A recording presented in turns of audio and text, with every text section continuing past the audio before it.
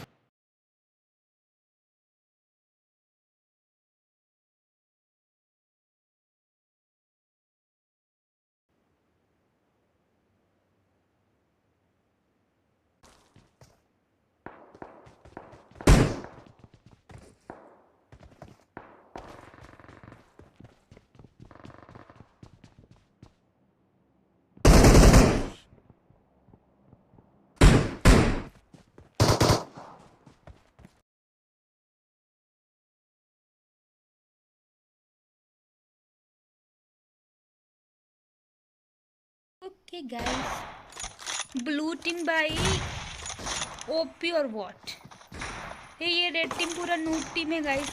ये हर match red team noob team क्यों आ रही है, नूब क्यों आ रहे हैं ये रेड टीम में। ब्लू टीम में प्रो आ रहे हैं और रेड टीम में नूब आ रहे हैं। ये तालिबानी लोग आ गए क्या भाई, नेड क्यों कर रहे हैं भाई। नेड नहीं करना, मैं बैन दूंगी इस बंदे को अगले मैच। बार बार नेड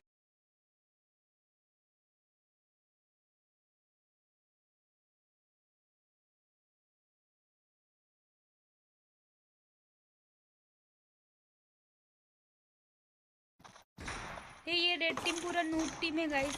ये हर match red team noob team क्यों आ रही है, नूब क्यों आ रहे हैं ये रेड टीम में। ब्लू टीम में प्रो आ रहे हैं और रेड टीम में नूब आ रहे हैं।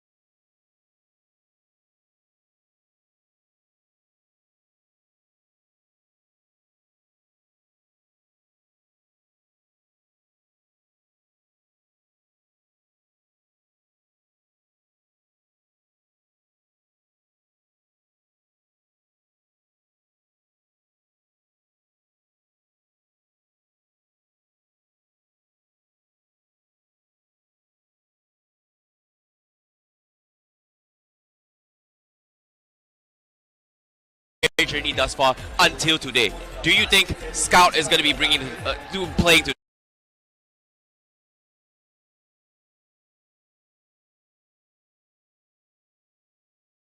today? Look, whenever Scout's back inside the play, the team automatically just plays defensive and passive. That's what Scout brings to the team. I think so. Scout brings that composure.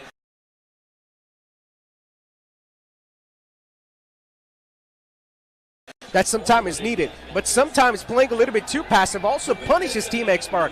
Now, there's a bit of a problem when Scout comes back into play. Now, usually when you see Team X-Park play, they're sort of aggressive, they're sort of passive defensive, they have a good balance. But when Scout comes into play, he completely focuses on the rotation, he focuses on the gameplay and pretty much just positioning points.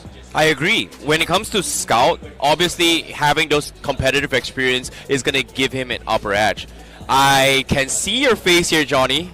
You have something to say about this. You disagree. Like,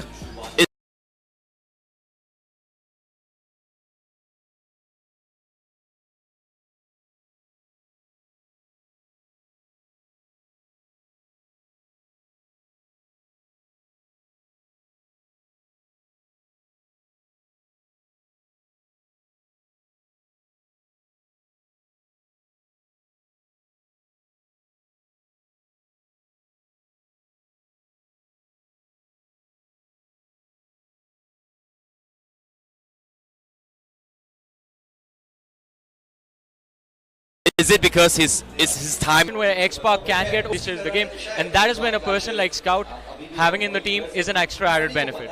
now? That's the thing, right? It's all about having that third party, third view, right? You from the outside, person looking from the outside here to give us inside information. Obviously, the 4 players going to be in game. There's only so much information they can gather from the grounds and something. Scout is going to be behind, watching the maps, giving them the post-mortem of every single one, the debriefs in production here. But of course, now we gotta make things official when it comes to the predictions. Which team are we gonna be bringing in an element of surprise? So what I mean by that is that the underdogs teams. Any shouts here? Personally, I had a little bit of chat with CS Esports in particular, as well as TWM Gaming. Yeah. So for me, there are 2 teams, Glitz Reborn and TWM. TWM, a lot of people might not know about this team, but they have some experience under the belt, especially in playing in front of crowds. That, in an arena like this, can actually be a huge difference maker for these teams. The other is going to be Glitz Reborn. I've been seeing these lads qualifying from the qualifiers, now the final 16 teams. Whatever has happened in this past 3 months has been very, very important for all these teams. But it all comes down to today, day 2 and day 3 for the grand finals. TWM, will they shake things up for the top 5 teams? Necro. TWM has been performing pretty nicely. Now, speak about teams facing the downfall, and TWM is one of those teams that hasn't seen the downfall because they have been performing phenomenally. Whenever their games have been broadcasted live, be it on whatever social media platform, be it YouTube, whatever, this team has always been performing pretty nicely. You will always see them somewhere in the top 3 in the overall standings. But as Johnny was speaking about the superstitions, I wouldn't really call that a superstition. It's actually a fact.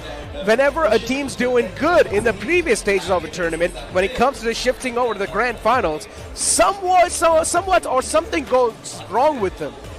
Agreed. And I think this is where the element of surprise is going to sneak up and hit you, right? Like, the reason why top 5 is going to be focusing here because they have the biggest lineup in all the matches here. Like, the amount of matches played close to over 100 to 200 rounds, more or less for some of the... Because you have Medal Esports right behind them. They're going to look to cross early, and Revenant can actually take that early fight.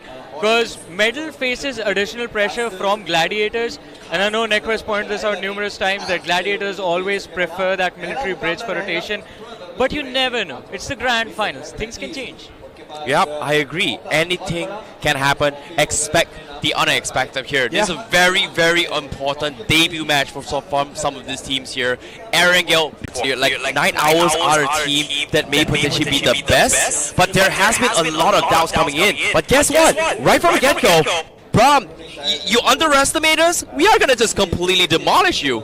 Exactly. This is why Night Owls had to start this way.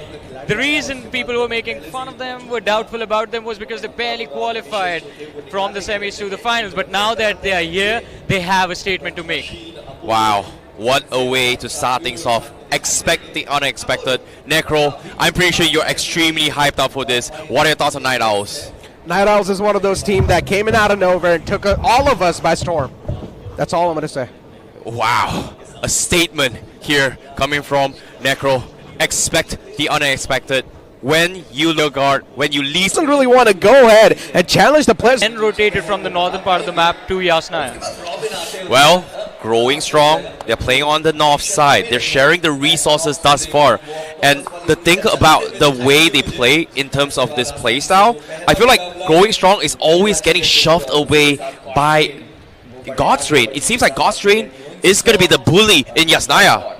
Yeah, always. God's Reign have all. Because considering how the flight path was a little bit awkward, so it makes a lot of sense why they would kind of contest early vehicles to try and rotate quickly to their usual drop spots. So because of that, a lot of late, I would say, teams that is going to be forced to rotate far away is going to be meeting each other rather early. So that is going to hurt them a lot in terms of overall economy, overall placement points. So I feel like in terms of getting all this fights and finishes, it all comes down to scoring as many points as possible, because this is day one. People are not going to be it's going to be a difference between people. Nobody is expecting this circle to kind of shift down south. Why is that here?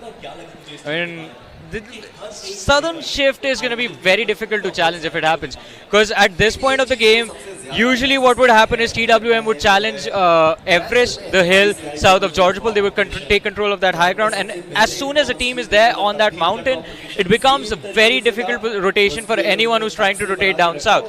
Plus, in a circle like this, there is a probability that during the later stages, it might just move up north ever so slightly, take that northern shift towards northern Georgopol. And I think for teams, they feel like it is better to have that northern position. Moving down south becomes a little bit easier due to the fights. Yep, and speaking which here, this is going to be some stats for you guys down the bottom right, because CS, they've lost 3 members, so he is going to be playing a little bit of a rat strategy all the way through. Hopefully he is going to be able to score some placement points, but so far all 16 teams still alive. Glitch X also losing 1. This is going to be very concerning for fans of Glitch X and CS. But now, let's talk a little bit more on GDR down towards the south. They have to lift the military. What do you think they are going to be planning right here? Look, their rotation has been pretty much the same one, right? Just rotate out from the Fairfair Bridge. Do not really try to overthink a lot of the scenarios. They just try to pull off a casual rotation. The only thing that really works out in their favor is that, considering any team, if they do drop down towards the military island, the first thing while they're going to rotate out is probably it's going to be a late rotation. If you're going to go down south to the military island, you will need to rotate late. And that's where you do get the advantage of because who's going to stay back and try to hold down the bridge for at least a couple of moments more in the initial phase of the game, because you would want to position yourself in a better spot inside the circle. Well, wouldn't you say it's a strategy to kind of take off all those high tier loots coming from military? Because if you think about it here, tanking to a circle and just to make sure the military guys don't come up, wouldn't you say that's also a possibility that may happen? I mean, there is a possibility of that happening, and there's a very high probability as well. I mean, for a team like Gladiators that likes to play extremely slow, it is going to be very interesting to see where they go from here. Oh my goodness, the circle just shifted down south. We were just talking about it as well. Every single team in the northern side, and now they're rushing desperately to try and make circle 3 down towards the south side as well. Teams from the east side had a late rotation here. They are going to be struggling about this. Necro, I feel bad for everyone from the east side, because they are desperately going to be looking for actions. Of course, a lot of the teams are actually going to get stuck in the rotation. Once again, Night Owls chimes inside the action. Roxy finds 2 knockouts all by himself. Night Owls right now, these guys are definitely the Batmans inside the map of Erangel. They're being the guardian angels, not letting anyone invade their privacy. Even somewhere else on the map, you see the players from mid-wave 2 hitting the body. This is not really the good news for them. They have Ninja across the map to provide a little bit of support prior, but no, Big Nate comes in. Lobster gets Knob, and Destiny, he's going to call for quits and bail out and retreat here, losing and sacrificing Lobster. However, Need I remind you, there is a sneaky little rat up on top of the compound. He's Once gone. again, TWM, this is not a good way. They would want things to end for themselves, and that's why now they're going for the resurrection out of the fallen player. At least TWM will be back up with a 3-man squad, so that's a good way to look at things. But Night Owls, they've been eliminated from the game too with 5 elimination points. Well, very aggressive start for them. However, TWM, I'm surprised by this. Lobster was able to be picked up. He's at God's Rain. Managed to rain down upon Metal Esports right from the get-go, trying to take from them down with 5 finishes at a 7 placement guaranteed, 6 as well, but at the same time they managed going for a reset. However, they are 3-man alive. That means they are going to be losing out a lot of space. However, Circle 6 is about to reveal themselves. Yeah, for God's Reign, it's always important to keep Aquanox and Ninja Jord alive. Robin, he's the IGL. I think he's going to provide a lot more information to his team, but with OR and Gladiators down to 1 and 2 players respectively, pretty much in the top 4 of this game. Max out in the open all by himself, the last glimmer of hope for his team, and Godbot spotted out a couple of players of Team X-Spark. For X-Spark, this is a date with destiny. If they do manage to open things on a fantastic note, of course the crowd's going to go wild. But for X-Spark, this is the ideal start they would want to have inside the Grand Finals. Speaking about Gladiator Esports 2 moving around in the open, speaking about Gladiator Esports, for them the breaching point's going to be a little bit more tough. Oh, shots taken. Oh boy, this is scary. I'm genuinely scared for this guy, for the rest as well, because Godbot is just pinstring everyone right at the edge, taking advantage of the height. However, they're outside the circle. Oh, The last man gets put. Run over there. What a moment from God's Reign. But now, man up, and X-Bar's got 4 men, and he gets the knock from Jode. Opening down, and now come Finals in day 1. hard shift after South side of the circle period, there was the 10 eliminations, 25 points. Now, all things considered here, there is still a lot to talk about here. Of course, not just Dreams being the MVP for this match. Let's talk about the rest as well. The top 5, we have God's Place, 5-2-5-3 from God's Reign. Ninja Jom on from the side of God's Reign as well. We've got Kyoya from Madlo Esports, as well as Shogun coming in from Gladiator Esports. And these were the players that really stood out in our engagement from that fight. Exactly, especially speaking about God's Reign too now, right? Now, they were not really able to win that entire game, but still, the amount of elimination points, the amount of value they got in that first game really does matter a lot. Yes, and agreed. You know, in terms of value as well, it seems like we have to talk about the point standing thus far.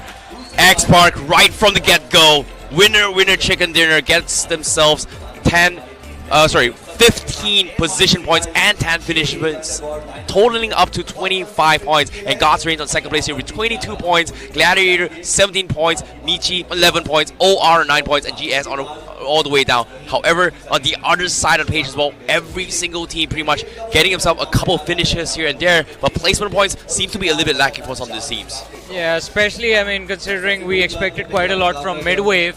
There was another big team stacked with a lot of players. This game, there's just one finish, no placement points, taking an exit between the 13th and the 16th position. Same goes for CS. CS, they had the worst possible start you could ask for. I mean, we saw what Night Owls did to them. Progress, I'm a little bit surprised, because considering even X-Park wasn't there, and Night Owls actually went out for a hunt on the players of CS, 4AM should have had an easier Much. That is true. I mean, once again, new setup, new place that you're playing with, people cheering for you or maybe against you. There's just so many things that can work against you as your mentality when you're going to be playing inside the game. Agreed. So mental. Upcoming map here is going to be in the map on situations like this, considering how it went wrong for some of these teams. Look, speaking about adapting, as you mentioned, Wrangle's been out there for a really long time. The same thing is with Miramar as well. Miramar as well is one of those maps that teams are quite accustomed with. They know how to play that. One thing is for sure, whichever team gets the high ground control, there's a chance they will be dominating the entire final few moments too. Now, speak of the circles recently they have been forming. Trust me, we have seen a lot of these urban circles, especially Los Leones. It has been like the hotspot for the circles. And talking about Los Leones, you know, we just saw what Night Owls did to CS Esports, a team they found out in the early stages, right? Revenant Esports is another team that drops in Los Leones. So there is a possibility of an early fight in that massive city. Along with them, Midwave on the southern side of Los Leones, they have an opportunity to third party. But that hasn't happened that often, right? Not just that. Speaking about the drop clashes, right? We have another one inside. So it's going to be between the players of GlitchX Reborn and 4AM. Now I'm going to see that one. Look, whenever these fights happen, GlitchX Reborn, they've always had the upper hand inside the fight. Plus, you know who's up north. Blind Esports. Exactly. And we know Blind, they are waiting to open things up. They're waiting to bring in the aggressive front, put the finishes on the board. That is what their team likes to do. And I think Miramar can be the perfect opportunity. Although on Miramar, they do like to take things slow in the early stages. They do like to rotate slow to the third stage of the game. That is when things kick off for them.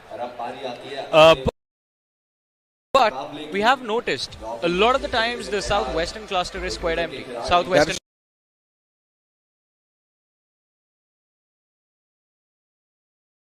quadrant of the map. Do you think we're going to see a few drop changes?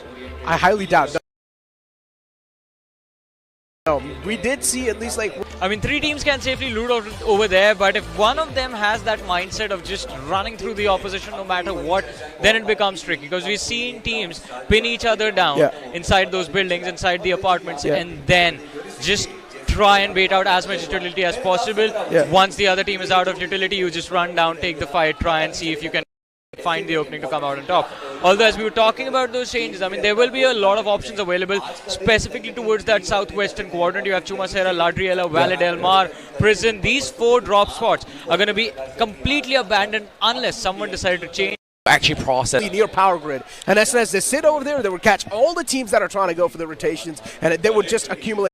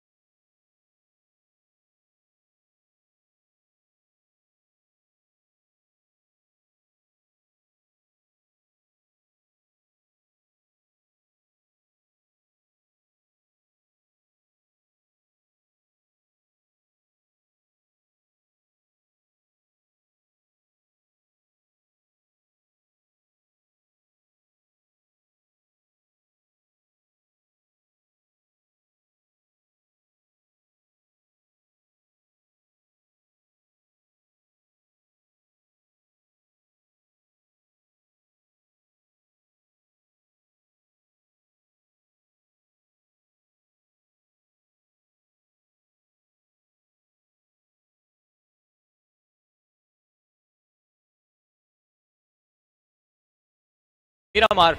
But what if the zone takes you to a position like Crater Fields? We're going to fight